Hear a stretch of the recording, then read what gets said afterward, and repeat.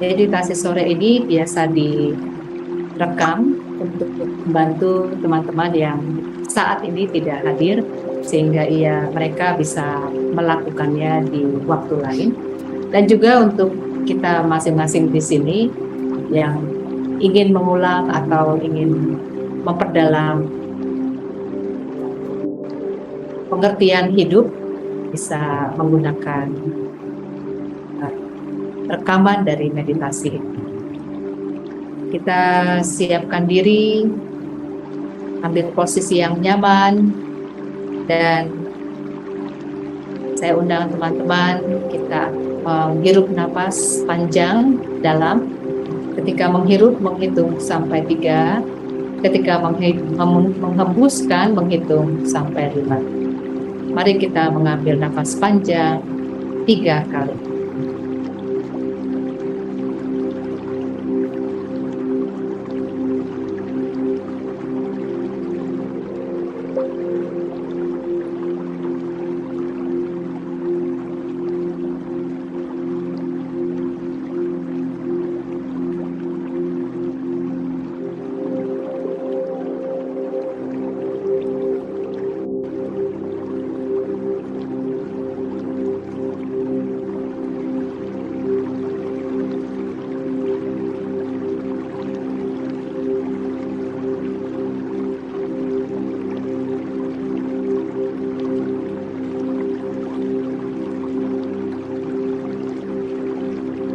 Marilah kita berdoa. Saya akan awali dengan cara Katolik. Dalam nama Bapa dan Putra dan Roh Kudus. Amin. Amin. Ya Allah, sumber hidup, kami datang bersujud kepadamu. Bukalah hati kami dengan rahmat-Mu untuk memasuki keheningan. Dalam kehadiran Roh-Mu, sumber kedamaian. Bimbinglah kami masuk dalam misteri keheningan. Alirilah lubuk hati kami dengan roh kasih-Mu. Semoga hidup kami semakin bersatu, selaras dengan Roh-Mu. Amin. Amin. Baik, teman-teman, saya akan membagikan refleksi saya tentang kematian kecil. Kita sebenarnya mengalami kematian kecil itu setiap hari. Kematian kecil itu dilihat dari konteks perjalanan hidup kita. Perjalanan batin itu adalah jalan menuju jati diri kita sesungguhnya. Jadi kematian kecil itu dalam konteks jalan menuju jati diri kita yang sesungguhnya, dan kematian itu adalah melepaskan identitas-identitas di dunia ini yang lama-lama tidak ada lagi, lama-lama tidak penting. Nah, tandanya gimana? Tandanya yang sering terjadi adalah ketika kita mengalami kegagalan. Itu tandanya. Ketika kita mengalami kehilangan. Dan ketika kita mengalami hambar, kosong, hampa, kering, itu ada sesuatu identitas yang sebenarnya perlu dilepas. Tapi kita sudah melekat begitu dalam itu. Dan kejadiannya biasanya terjadi kalau sedang kegagalan, misalnya gagal masuk universitas, atau gagal melamar pekerjaan, atau mengalami gagal relasi, mengalami tidak punya pekerjaan lagi, pensiun, tidak punya gaji. Biasanya merasa punya power ya, ketika punya gaji sekarang sudah tidak punya, atau dalam hidup sehari-hari gajinya makin kecil. Itu seperti ada sesuatu yang hilang. Lalu atau mengalami sakit, jatuh sakit, itu juga tanda-tanda bahwa kita sedang melepas identitas-identitas yang diajak untuk memasuki kematian kecil. Atau mengalami persahabatan yang nggak bisa diteruskan, udah nggak bisa. Atau mengalami perceraian. Kadang orang mulai terjadi di umur 30-an, di umur 40-an, 50-an, 60-an, atau mengalami tiba-tiba anaknya meninggal. Itu lebih sedih ya, anak meninggal, atau mengalami suami atau istri atau orang tua meninggal. atau mengalami kehilangan jabatan, atau mengalami ketika anak-anaknya tiba-tiba hamil di luar nikah, anaknya terlibat narkoba dan dipenjara, mengalami ternyata anaknya atau suaminya atau istrinya gay, homo atau lesbian, kan shock ya. Itu kita jadi shock, kaget, takut, cemas. Yang silakan yang resonate, yang merasa terkena adalah misalnya mengalami sakit tiba-tiba yang biasanya kuat, lalu tiba-tiba saya pernah mengalami itu juga, lumpuh gitu ya, nggak bisa jalan. Seperti itu, satu identitas yang kita pegang, kita alami, kita biasa di situ, tiba-tiba tidak ada. Itu sebenarnya kita lagi diundang untuk mengalami kematian kecil. Memang tanda-tandanya rasanya kosong, hampa, bingung, takut, hambar, sakit hati, kecewa, marah, hidup ini sepertinya tidak ada gunanya, terus hancur lebur, kayaknya sepertinya kiamat. Itu tanda-tanda yang sebenarnya bagus gitu. Maaf ya, bukan berarti tidak punya peri kemanusiaan atau tidak empati, tapi sebenarnya dari konteks kesadaran, konteks meditasi, konteks spiritualitas, itu tanda bahwa kita dipanggil untuk melepas identitas-identitas dunia yang sudah tidak perlu lagi dipakai. Itu tandanya. Nanti silakan kalau ingin bertanya boleh. Lalu itu rasanya seperti itu, bingung. Kebanyakan orang tidak berdaya, tidak punya harapan, mau kemana, terus nggak punya tujuan. Itu tanda sebenarnya kalau ngerasa tujuan hidup saya apa sih sebenarnya, itu tanda sebenarnya dari sisi hidup itu kan seperti dua koin ya, dua sisi, ada angka, ada gambar. Itu kelihatannya kok saya seperti nggak punya tujuan, lalu gimana, tapi di balik itu sebenarnya ada pemurnian untuk melihat tujuan hidup saya apa. Tujuan hidup dari level emosi, dari level spiritual. Jadi kita perlu melihat dari berbagai angle, dari berbagai sudut, agar kita tidak terjatuh, terperosok pada keterpurukan, ketidakberdayaan. Boleh, itu bagus tanda, tapi perlu dilihat dari konteks yang lain, konteks spiritual, konteks perjalanan emosi, kedewasaan emosi. Disadari bahwa ketika mengalami itu dan kita kaget, shock, bingung, marah, takut, kecewa, sedih, pahit, itu sebenarnya disadari adalah dari konteks spiritual kita telah mengalami pengkondisian dunia. Pengkondisian dunia. Yang kata masyarakat, kalau bagus itu kalau sukses, bagus itu kalau nggak pernah gagal. Anak yang baik itu kalau selalu nurut, suka menolong.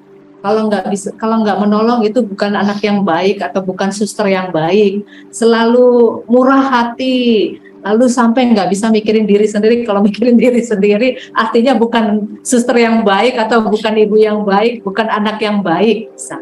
Itu kan itu pengkondisian dunia. Pengkondisian dunia sebenarnya egois ya, memenuhi egoisnya orang-orang gitu ya. Itu. Jadi sadarilah ketika mengalami itu ternyata kita sebenarnya dikondisikan dunia dan kita disconnect dengan diri kita sendiri, disconnect dengan sumber hidup kita, artinya kita jauh dari kerajaan Allah kalau dari segi spiritual. Itu sebenarnya. Ya. Kalau mengalami perasaan-perasaan yang tidak nyaman, artinya kita disconnect. Artinya kita terlalu mengidentifikasi hal-hal duniawi sehingga kita sangat lekat dan tanpa sadar disconnect. Itu. Nah, dari kacamata spiritualitas ini kematian, kehilangan identitas ini adalah pelepasan. Ada orang saya dapat cerita itu yang bimbingan dengan saya ditipu miliaran. Wah, sampai sakit-sakitan, dioperasi ke dokter, rumah sakit tapi dokternya nggak nemuin penyakitnya. Anak itu miliatan dan jatuh miskin. Marah sekali. Marah berbulan-bulan. Saking identitasnya adalah saya udah kerja keras, ngumpulin duit, terus dibohongin, ditipu gitu. Kok bisa ya Tuhan gitu, marah. Saya udah berbuat baik gitu. Konsepnya kalau saya berbuat baik pasti selalu baik. Ya nggak bisa lah. Itu ada konsep-konsep yang kita perlu sadar bahwa dunia ini ya keras. Dunia ini ada kekerasan. Lalu bagaimana ketika mengalami kekerasan, itu yang paling penting.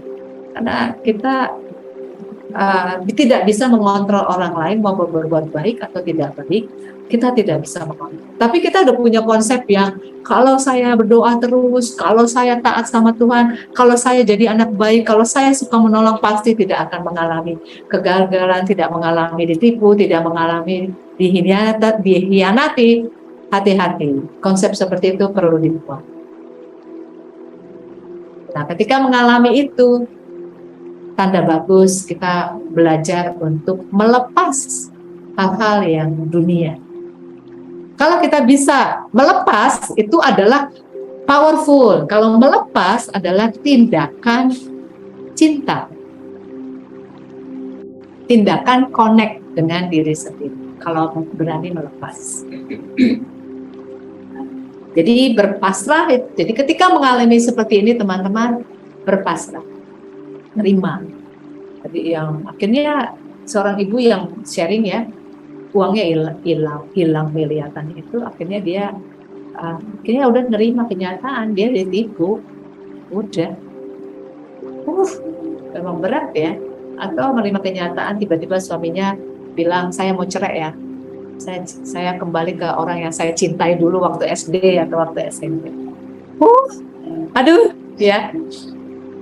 Itu tidak mudah memang.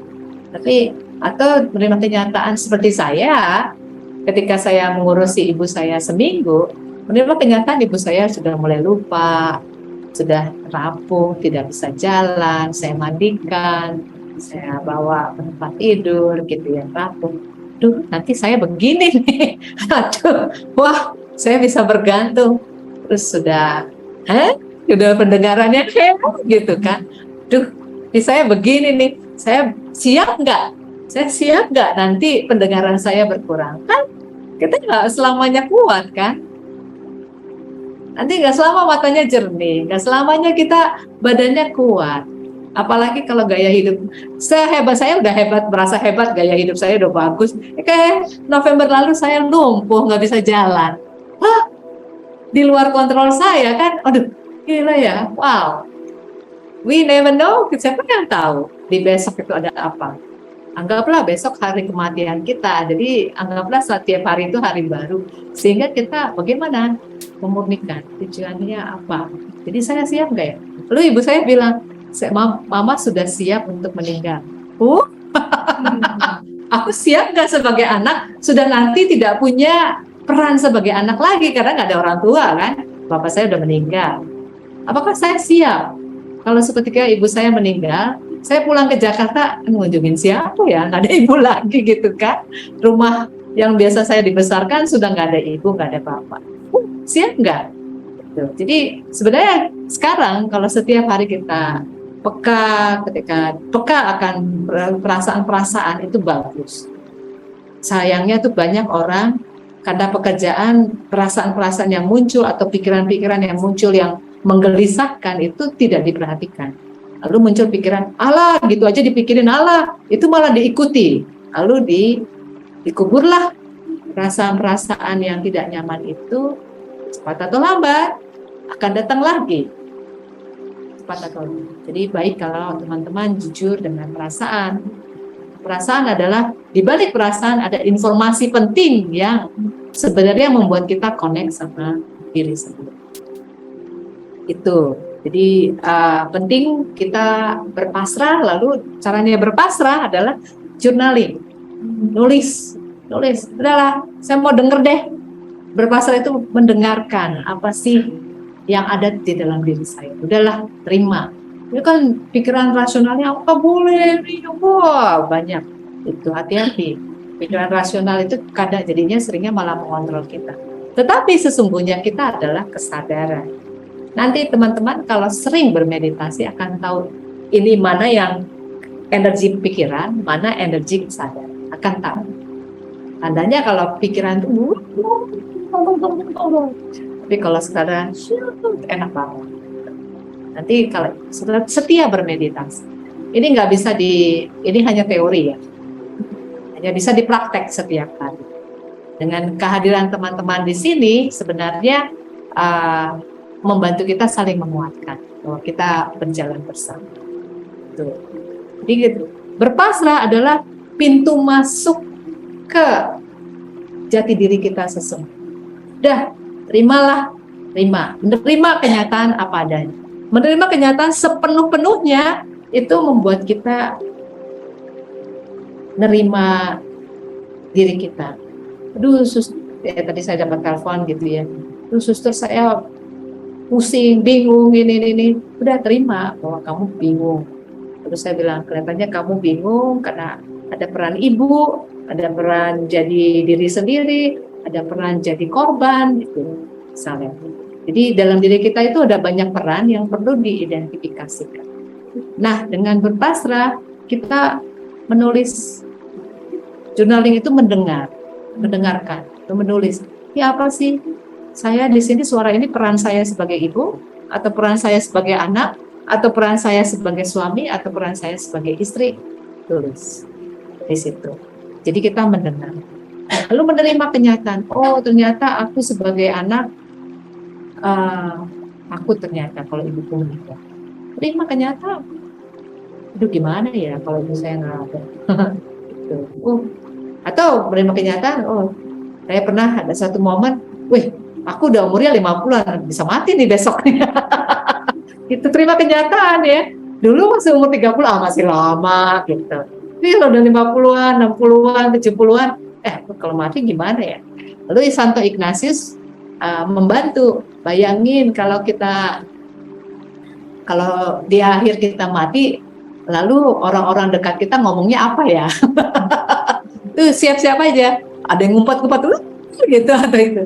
Nah, itu membantu kita ketika udahlah terima, aku nanti sebentar lagi ya pasti mati. Jadi beranilah membayangkan kalau saya mati di peti mati gitu, terus ada orang-orang dia ngomong apa ya? Apa yang kita inginkan? Nah, itu kalau untuk rahasia nih, kalau ingin tahu tujuan hidup itu adalah apa yang kita inginkan ketika kita mati, orang-orang mau mengatakan apa pada kita. Itu membantu kita untuk menemukan tujuan hidup. Kembali ya pertanyaannya, ketika bayangin kita di peti mati, lalu ada orang-orang dekat hadir, apa yang kita inginkan orang itu berkata kepada kita? Itu adalah sebenarnya tujuan hidup kita. Dan lakukan. Tuh. Lalu percaya. Bukan karena melihat makanya percaya, itu bahaya. Tapi karena percaya maka melihat. Itu yang paling penting. Kayak teman-teman dengar saya sharing ada percaya kan? Tapi setelah dilakukan nanti akan percaya deh. Percaya bahwa segala peristiwa yang ada saat ini adalah di balik itu adalah membantu kita untuk connect dengan diri sendiri, membantu kita untuk melihat mana yang sebenarnya bukan tujuan, bukan penting, itu hanya sarana. Tapi dunia bilangnya itu penting banget gitu ya. Jadi pelan-pelan membantu kita, itu hanya sarana. Udahlah lepas deh, udahlah nggak penting lagi, ntar waktu mati juga nggak dibawa gitu. Udahlah, mana yang lebih penting? Ada juga kan kadang-kadang mana yang lebih penting? Menjadi benar atau menjadi baik? Kalau menjadi benar, resikonya banyak musuh. Maksud saya gini, musuh dalam arti perpecahan. Kalau menjadi benar, pasti ada yang dianggap salah. Tapi kalau menjadi baik, itu relasinya lebih merekat. Jadi ada kadang-kadang dalam hidup kita dihadap. Bukan kadang-kadang, seringnya kita dihadapkan pilihan-pilihan. Nah, kalau kita semakin tahu tujuan hidup kita kita berpegang pada tujuan. Sehingga ketika mengalami kehilangan, ketika mengalami hampa, ketika mengalami bingung, lalu tujuan hidup saya apa sih sebenarnya? Tanya selalu. Fokus pada tujuan. Meditasi juga begitu. Meditasi membantu kita ketika ada pikiran-pikiran, belajar untuk goodbye, lalu fokus pada tujuan kita bermeditasi. Itu membantu. Jadi meditasi membantu kita melatih agar kita hidup dalam alam kesadaran. Nantinya kalau kita belajar melepas, adalah lepas. Melepas itu tidak mudah, apalagi melepas orang yang kita cintai meninggal. Itu tidak mudah. Butuh waktu. Banyak cara-caranya macam-macam. Banyak cara kalau teman-teman mengalami kehilangan itu ya tadi menulis atau juga kalau kehilangan seseorang, saya sudah menyiapkan kalau saya kehilangan ibu saya, ya saya akan memberi waktu 1-2 hari dan nangis gitu. Saya disiapkan, jadi itu penting ya. Kalau ada sesuatu yang berharga, ya udah diberi waktu untuk ya saya lepaskan. Entah itu anak, entah apalagi kalau anaknya sudah mau pergi. Kadang orang tua ingin anaknya di rumah.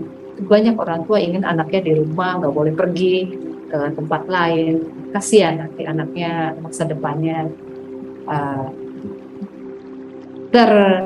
terbatas kapasitas untuk exploring, untuk punya pengalaman yang berbeda itu tidak diberikan oleh karena dibatasi tinggal di rumah bisa. Jadi perlu teman-teman memberi waktu bila mengalami pengalaman menyakitkan, beri waktu untuk menangis, menerima kenyataan. Kalau menangisnya berjam-jam, belum selesai, ya berhari-hari, nggak apa-apa. Kalau dunia bilangnya kok cengeng banget, ya biarin aja. Kalau masih itu kebutuhan kita. Saya mengalami itu, pengalaman pindah-pindah itu juga sebagai suster pindah karena kalau ketaatan, itu akan kehilangan teman. Saya tidak akan selamanya di sini, nanti saya akan kehilangan teman-teman di sini. Misalnya. Itu tidak mudah. Jadi beri waktu jam-jam atau berhari-hari, berminggu-minggu, bertahun-tahun, nggak apa-apa. Setiap orang kebutuhannya berbeda-beda, nggak usah dibandingkan. Ya, jadi apa yang normal bagi kerajaan Allah seringkali dalam kerajaan dunia tidak diterima. Nggak apa-apa, kembali ke tujuan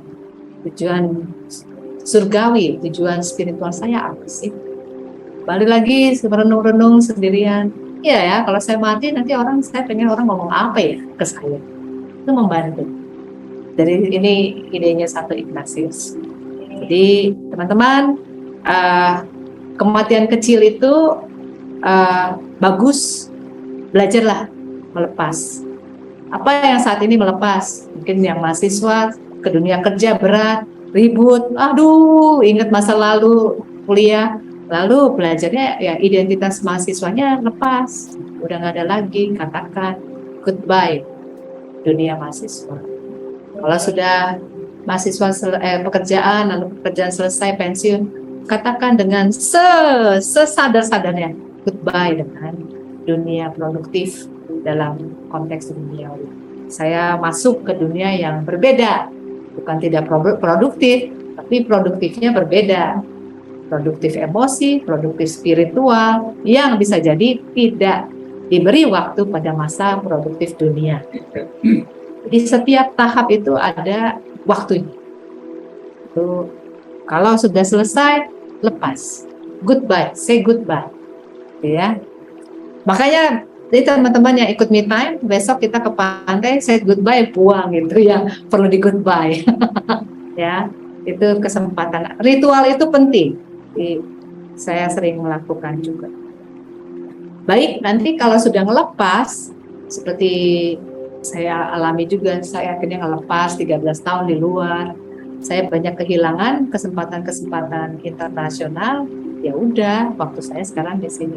Saya lepas. Perasaannya tuh setelah itu, kalau sudah ngelepas, itu itu rasanya damai. Kalau dalam meditasi nanti kerasa sekali, tiba-tiba teman-teman nanti shoot gitu, ada rasa, ada terang juga. Nanti ngalami nanti dalam meditasi ada sinar.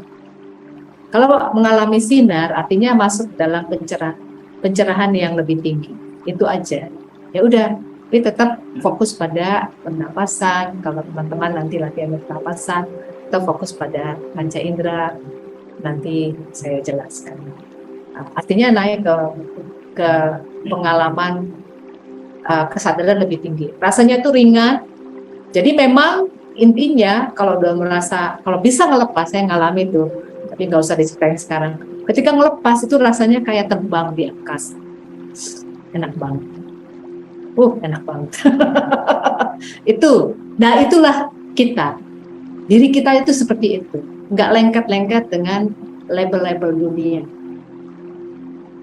Itu. Jadi terus saya bersatu dengan Tuhan. Nanti lama-lama juga pengalamannya kalau udah connect sama diri sendiri, kesadaran lebih tinggi, itu indahnya adalah bisa mendengar suara Tuhan lebih jelas, mendengar bimbingan, lalu juga Tuhan tuh kasih pencerahan, arahan, bimbingan, bagus-bagus, enak banget, mahal harganya, iya, lebih mahal daripada dunia 1 miliar nggak bisa dibayar. Paling mahal adalah rasa damai. Ketika orang menghina, ketika orang merendahkan, kita bisa bilang, emangnya gue pikirin. Kayak gitu. Jadi, ya, itu kan damai yang nggak bisa dibeli. Hanya bisa dengan latihan rohani. Latihanlah sebenarnya. Baik, teman-teman. Jadi, kalau terus belajar ngelepas ya, setiap hari melepas, itu tanya, apa sih yang saya perlu lepas sekarang? Identitas apa sih yang saya perlu lepas? Ya. Hal-hal kecil. Takut, misalnya takut itu Anda lepas. Tidak takut apa? Takut gagal. Udah, nggak apa-apa, gagal. Harga diri saya tidak bergantung pada kegagalan. Misalnya gitu. Takut nanti ditinggalkan. Ya, nggak apa-apa ditinggalkan. Harga diri saya tidak bergantung pada punya teman atau punya, tidak mudah memang, tapi pelan-pelan belajar melepas. Kalau sudah belajar melepas, siap-siaplah mendapat pencerahan. Kalau istilahnya kebangkitan, istilahnya nanti dapat buah yang berlimpah, lebih kreatif. Makanya banyak orang yang semakin sukses di usia 50-an, usia 60-an, usia 70-an, makin sukses, makin genuine. Nggak usah makin original. Iya, betul. Ya, itu ya, teman-teman. Sedikit tidak perlu. Jadi saya undang teman-teman ketika mengalami hal-hal yang rasanya tidak nyaman ini adalah sebenarnya undangan untuk melepas hal-hal yang bagi dunia penting, tetapi bagi alam kesadaran, bagi roh kita sebenarnya itu tidak penting. Lalu kita dimurnikan. Lalu kita dibantu untuk berfokus pada tujuan kita. Mau apa sih di dunia ini? Apa yang membuat hidup kita bermakna?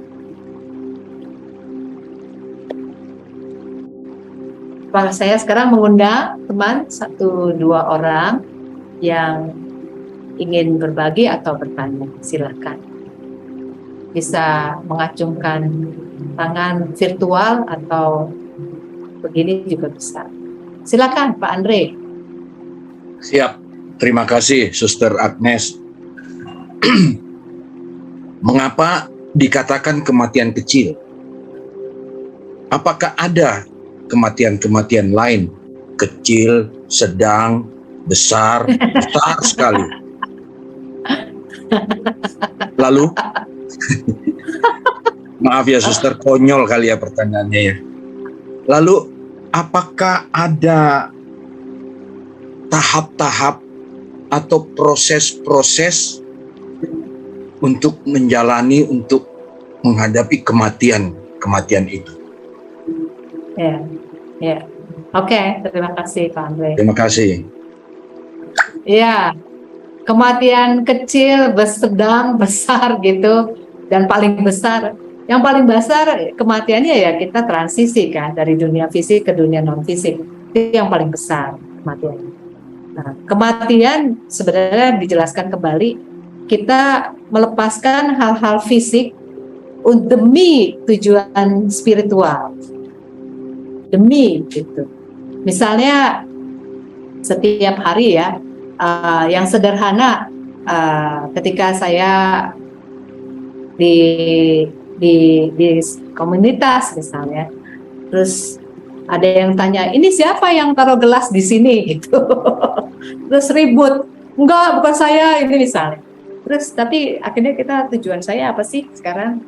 Udahlah nggak apa-apa lah, walaupun itu bukan saya yang melakukan, ya saya lakukan. Kematian kecilnya adalah kebutuhan untuk dianggap benar di depan orang, udah nggak perlu lagi. Kebutuhan untuk diterima, kebutuhan untuk dianggap hebat, udah nggak perlu lagi. Itu kematian yang sebenarnya besar loh sebenarnya. Tapi kalau dunia itu penting, dianggap penting. Tapi kalau dilihat dari dunia kesadaran, itu malah sebenarnya melekatkan kita sehingga kita tidak bisa masuk ke jati diri kita sesungguhnya. Itu. Yang semakin besarnya yaitu ketika mengalami pengalaman diberhentikan dalam pekerjaan, mengalami gagal dalam hidup berkeluarga, mengalami kehilangan orang yang kita paling cintai, itu kematian besar, kehilangan. Atau bisa jadi tiba-tiba rumahnya terbakar, kebakaran.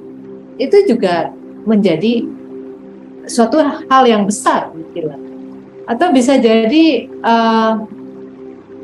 perusahaannya yang sudah dibangun dari awal tiba-tiba bangkrut atau ditipu, hancur total. Itu kematian besar. Tapi yang paling besar adalah, yang penting adalah ketika melihat itu, memaknai peristiwa itu bukanlah bagi dunia itu kehancuran, tapi bagi perjalanan batin kita itu di dunia ini adalah lahir baru, panggilan untuk lahir baru.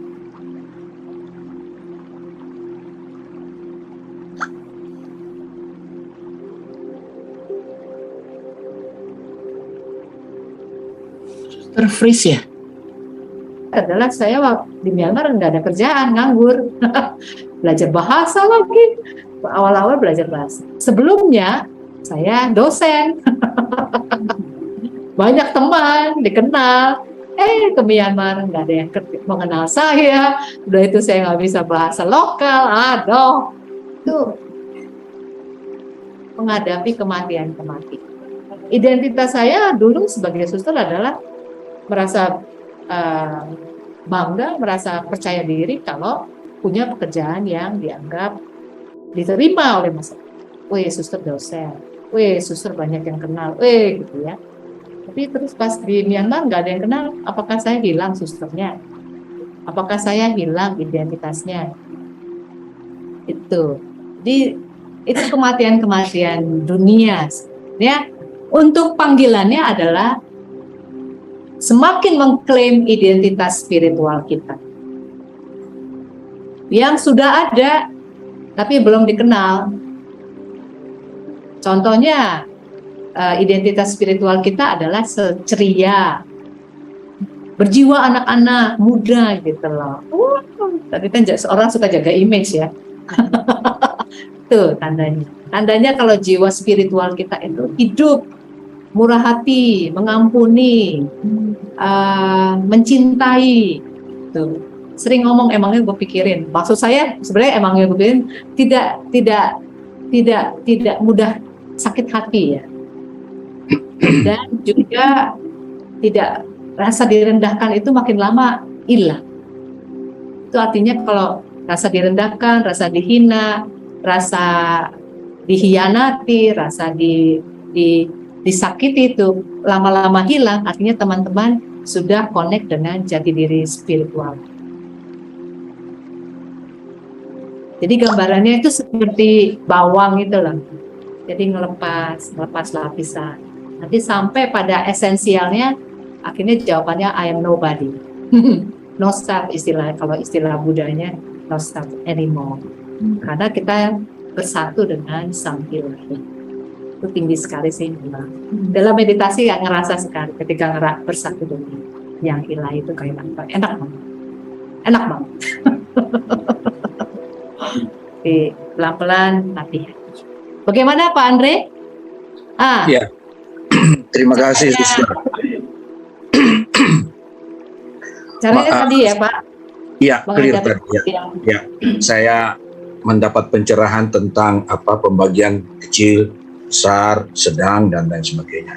Cuman yang kedua barangkali ini Suster barangkali bisa share juga, apakah ada tahap-tahap atau proses untuk menghadapi atau menerima kematian itu. Misalnya ya Suster, contoh tadi pagi jam 10.29 Monsignor Vincentius Sutikno meninggal dunia. Itu kan kematian besar ya, yang Suster katakan tadi bertransformasi. Maksud saya, apakah ada tahap-tahap? Karena yang saya baca, yang saya alami bahwa Monsignor Tikno ini rupanya sudah sangat siap menghadapi kematiannya.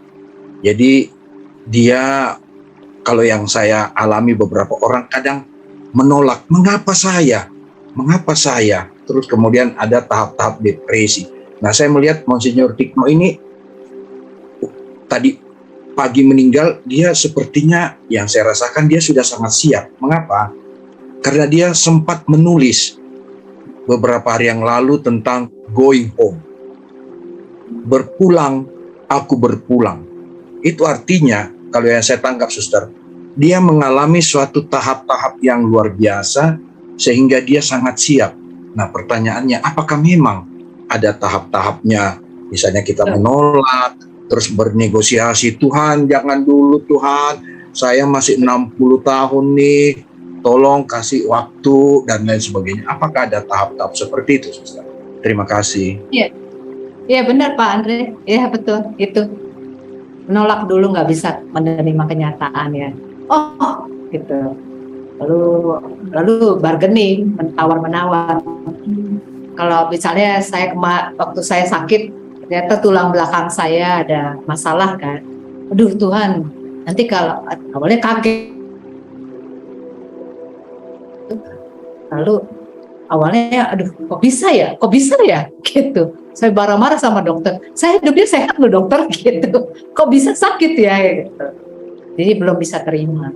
Nah itu lamanya itu, misalnya adik saya ketika bapak saya meninggal, Kamis ketika bapak saya meninggal itu, pada umumnya ketika orang yang kita cintai meninggal itu tidak heran kalau konflik. Terus saling menyalahkan. Coba kalau bapak saya sakit kanker, lalu saling menyalahkan. Coba kalau bapak dirawat di rumah sakit ini, coba kalau obatnya ini, coba itu kan denialnya saling berani.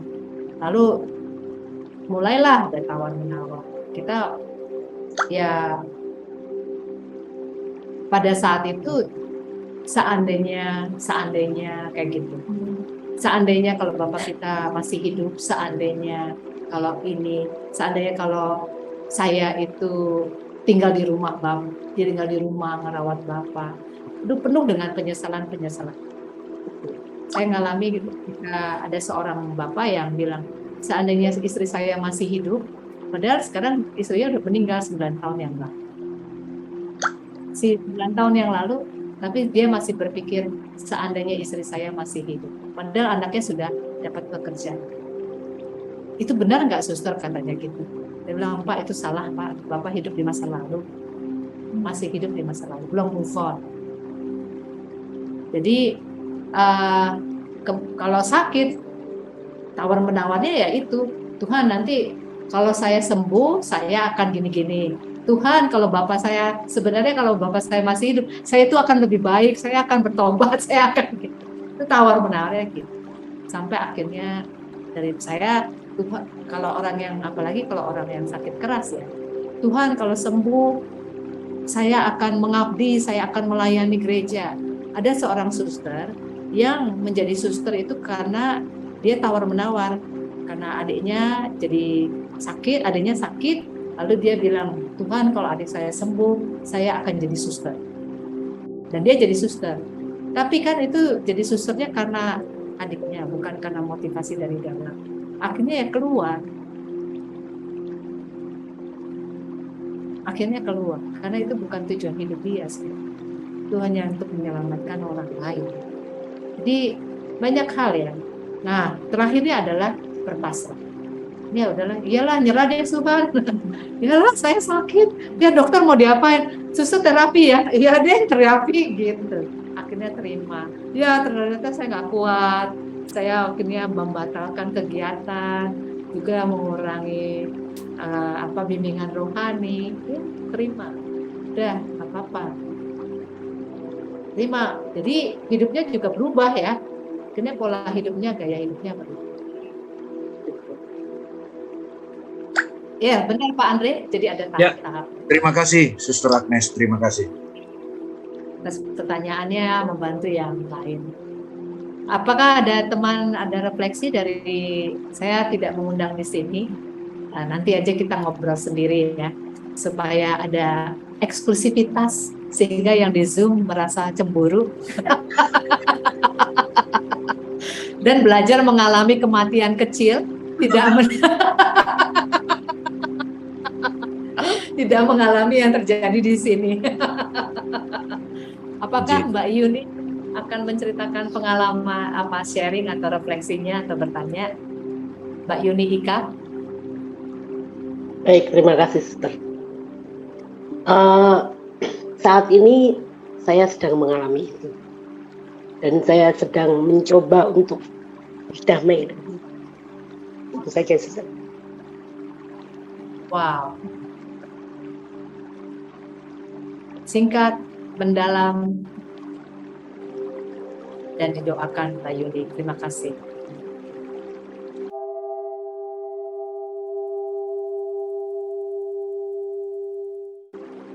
Kita ambil nafas panjang. Sekali lagi.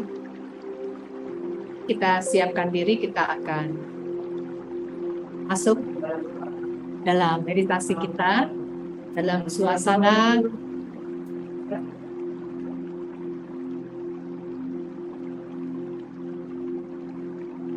saat ini umat muslim ya dipanggil untuk berdoa.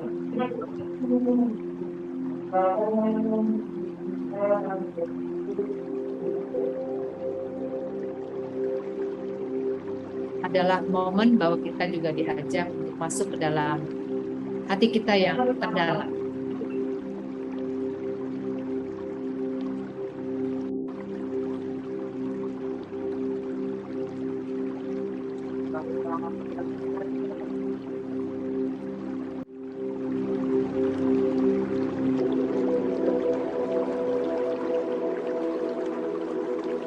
Saya mengundang teman-teman untuk mengambil nafas panjang.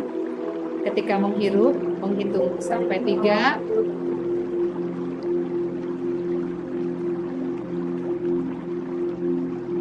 Ketika menghembuskan, menghitung sampai 5. Mari kita mengambil nafas panjang 3 kali.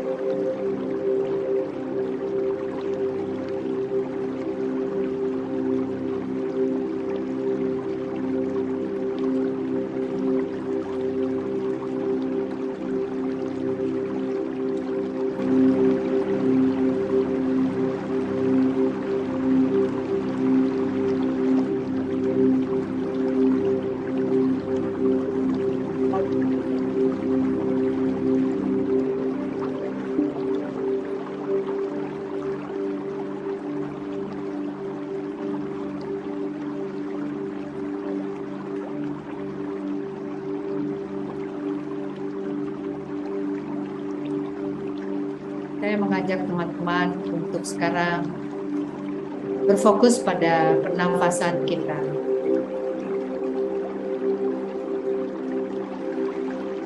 Marilah kita beri perhatian sejenak. Udara kita sadari ketika udara yang masuk kita menerima energi hidup masuk ke dalam tubuh kita.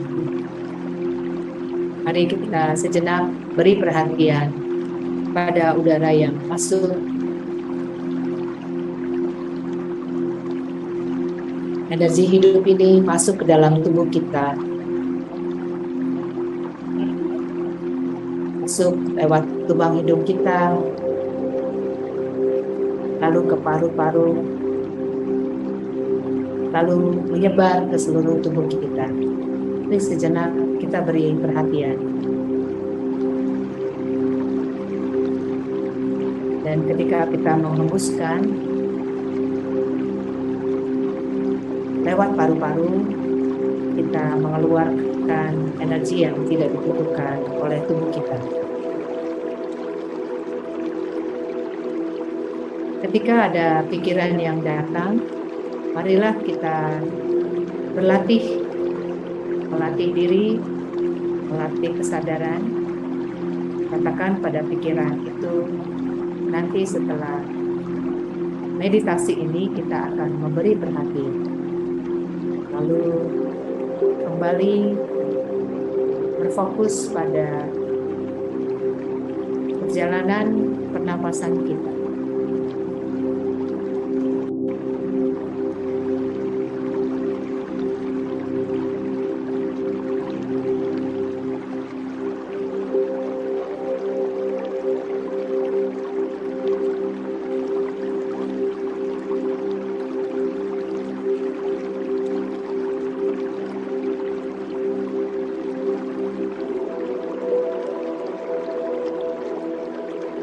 Bila ada perasaan-perasaan yang datang, biarkanlah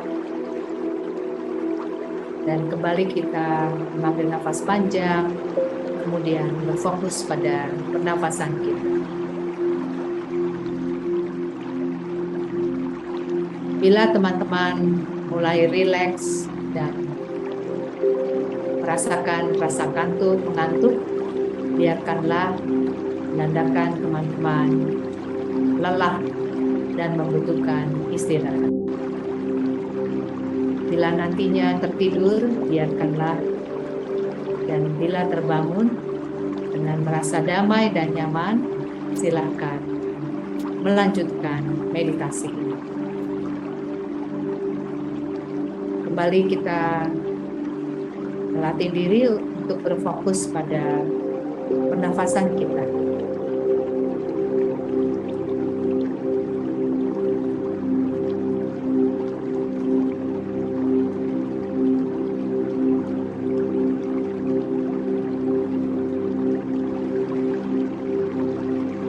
Ketika pikiran datang, kita berlatih untuk mengatakan nanti setelah meditasi akan diberi waktu, lalu mengambil nafas panjang, setelah itu berfokus pada pernafasan.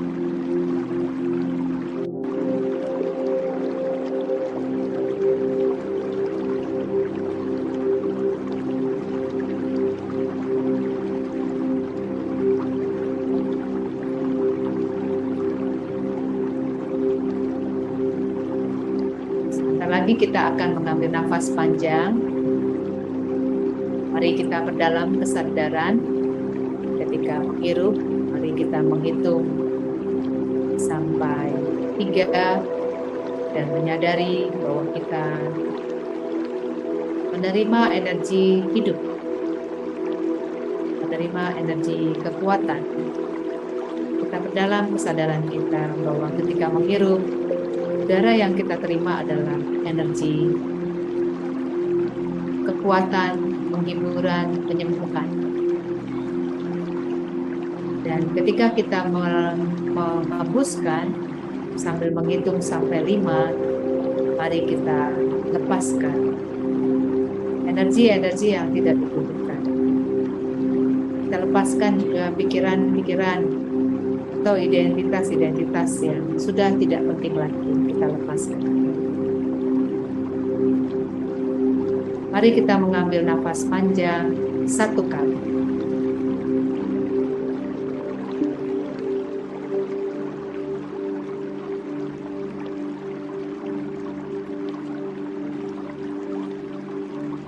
Perlahan-lahan, marilah kita beralih, berfokus pada suara-suara di sekitar kita.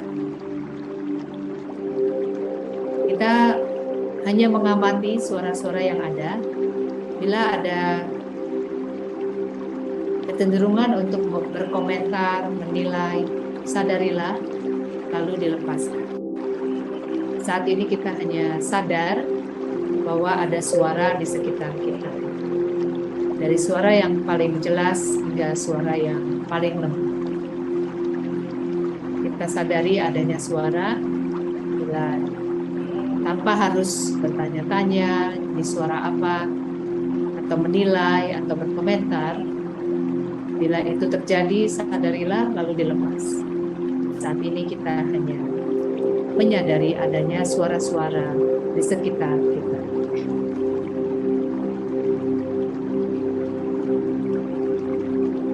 Bila teman-teman mengalami kesakitan oleh karena posisi, merasa bebas, menggantikan posisi sesuai dengan kenyamanan masing-masing.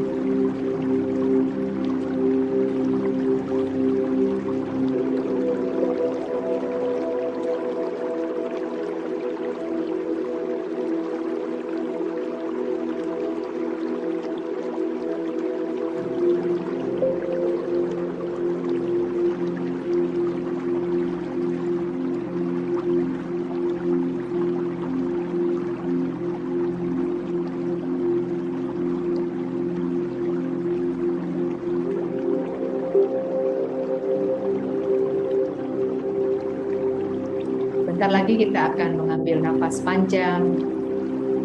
Kita perdalam kesadaran ketika menghirup. Kita menghitung sampai 3 sambil kita merasakan udara yang masuk dan menyadari bahwa inilah energi hidup masuk ke dalam tubuh kita. Dan ketika menghembuskan, kita dalam kesadaran sambil menghitung sampai 5, kita lepaskan. Kita sadari bahwa energi-energi yang tidak dibutuhkan, kita lepaskan.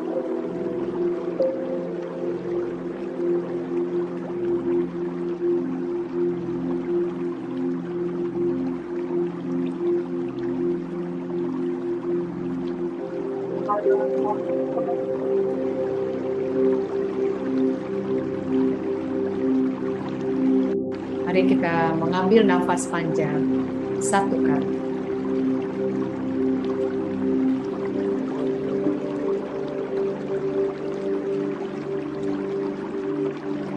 Perlahan-lahan marilah kita memberi perhatian pada bau-bau yang ada di sekitar kita. Dari bau yang paling dekat hingga bau yang jauh. Kita mulai dengan bau dari pakaian atau tubuh kita. Dan meluas bau-bau yang ada di sekitar kita. Mari kita sadari, tidak perlu memberi komentar, bertanya-tanya ini bau apa, atau menganalisa. Saat ini kita hanya mengamati, menyadari adanya bau di sekitar kita.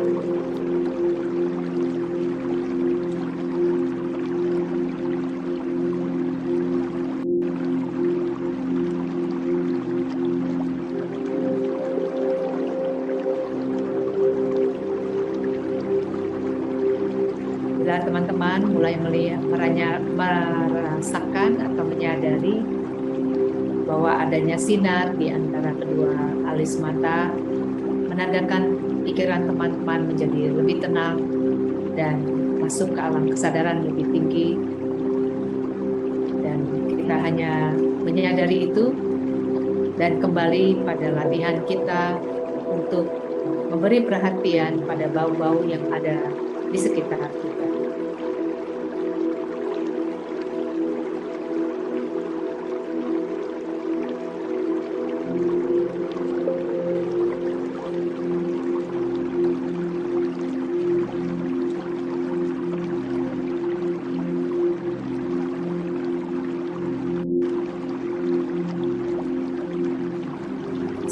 lagi kita akan mengambil nafas panjang.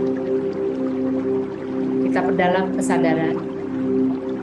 Ketika kita menghirup, kita sadari ketika udara yang masuk melalui lubang hidung kita sadari bahwa inilah energi hidup masuk ke dalam tubuh kita sambil menghitung sampai 3. Dan ketika kita melepaskan, sadarilah kita bahwa kita melepaskan energi-energi yang tidak dibutuhkan.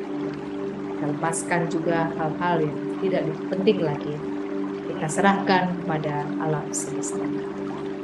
Sambil menghitung sampai 5. Mari kita mengambil nafas panjang 1 kali.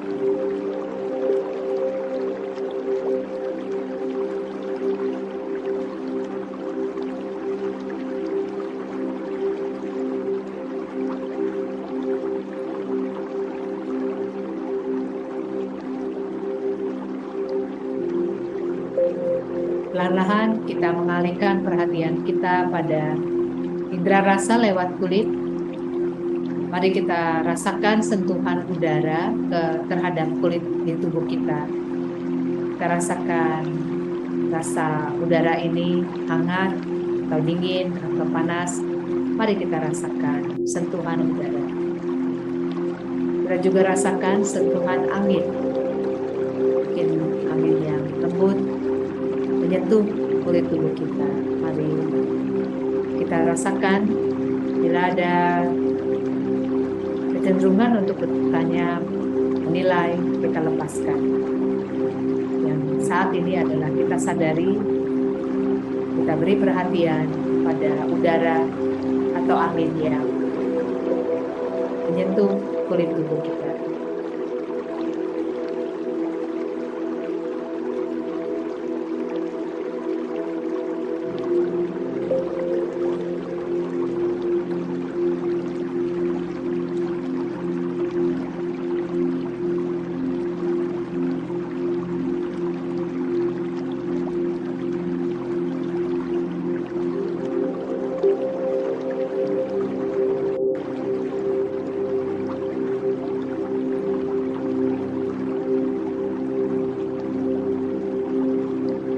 Sebentar lagi kita akan mengambil nafas panjang sambil menghitung sampai 3. Mari kita dalam kesadaran, kita rasakan udara yang masuk lewat lubang hidung kita. Dan ketika melepaskan sambil menghitung sampai 5, kita rasakan kita melepaskan energi-energi yang tidak penting. Kita lepaskan secara sadar. Mari kita mengambil nafas panjang 1 kali.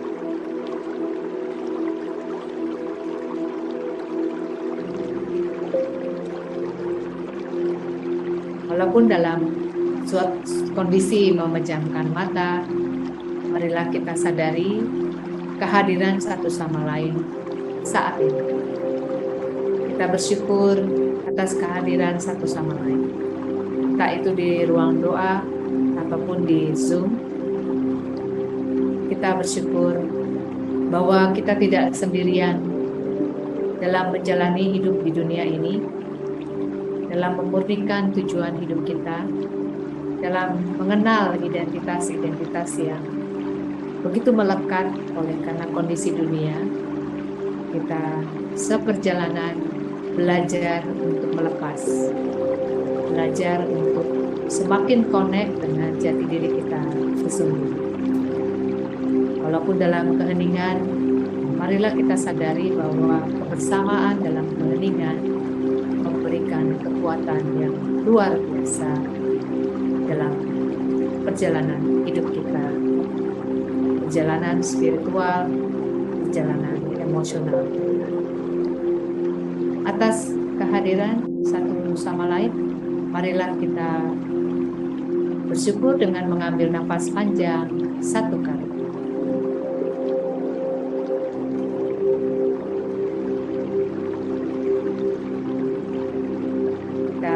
Hari ini mendengar Bapak Uskup Surabaya yang meninggal.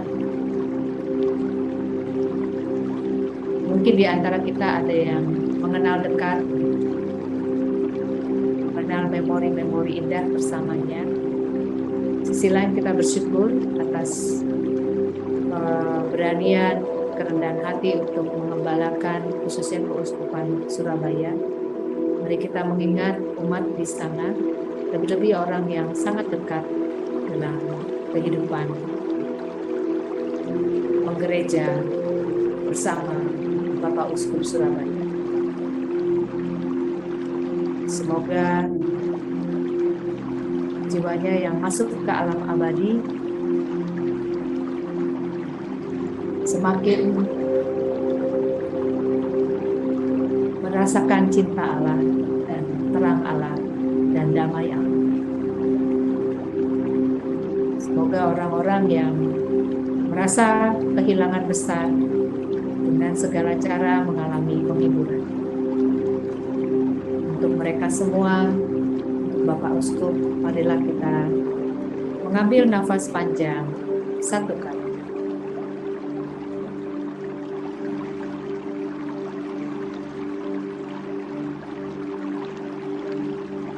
Marilah dalam konteks kita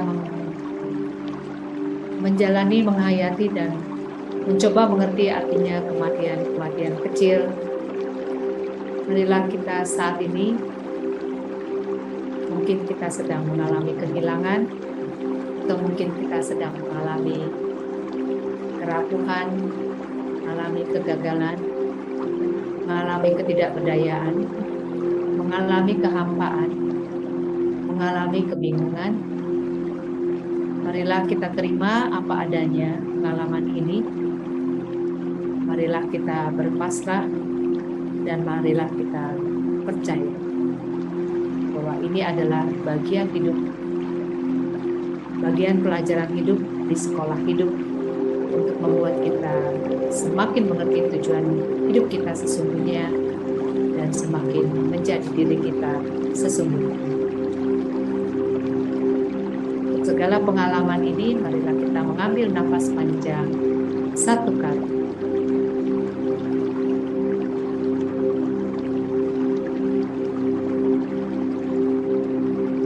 Kita akan masuk dalam keheningan selama 10 menit hening.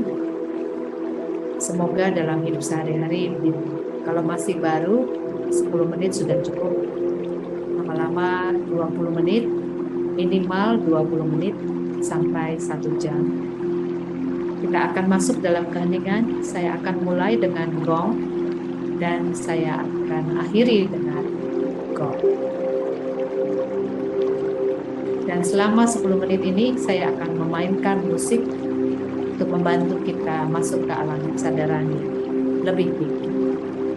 Dan selama 10 menit ini silakan memilih model doa yang paling nyaman. Entah itu berfokus pada pernapasan, entah itu berfokus pada satu suara di sekitar kita, untuk melatih pikiran kita semakin hening dan tenang, dengan hanya berfokus pada satu suara di sekitar kita, atau menyebut satu kata mantra yang diulang-ulang selama 10 menit. Entah itu Maranatha, entah itu Yesus, entah itu damai, entah itu peace. Silakan memilih kata yang paling membantu. Entah itu lepaskan, berpasrah, serahkan. Silakan memilih kata yang membantu teman-teman untuk semakin connect dengan diri sendiri. Atau memilih model doa yang sudah biasa dilakukan. Saya serahkan kepada teman-teman masing-masing untuk melakukan model doa yang paling membantu teman-teman masing-masing. Mari kita memasuki keheningan.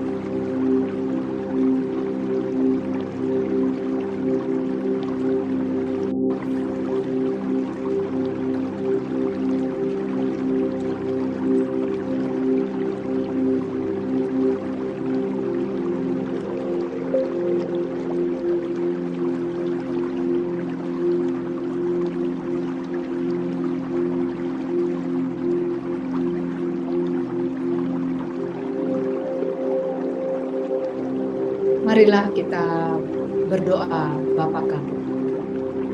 Bapa kami yang ada di surga, dimuliakanlah nama-Mu.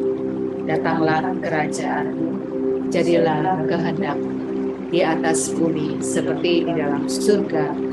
Berilah kami rezeki pada hari ini, dan ampunilah kesalahan kami, seperti kami pun mengampuni yang bersalah kepada kami. Dan janganlah masukkan kami ke dalam percobaan, tetapi bebaskanlah kami dari yang jahat. Amin. Mari kita akhiri dengan mohon damai. Semoga damai semakin bertumbuh dalam kebersamaan kita. Amin. Semoga damai semakin hidup di hati kita masing-masing. Amin. Semoga damai selalu menyertai kita di mana saja kita berada. Amin. Semoga damai selalu hadir di alam semesta. Amin. Semoga malam ini kita diselubungi damai selalu dan sepanjang segala masa. Amin. Dalam nama Bapa dan Putra dan Roh Kudus. Amin. Terima kasih teman-teman telah bersama-sama di tempat ini. Sampai jumpa lagi bulan depan bermeditasi di sore hari.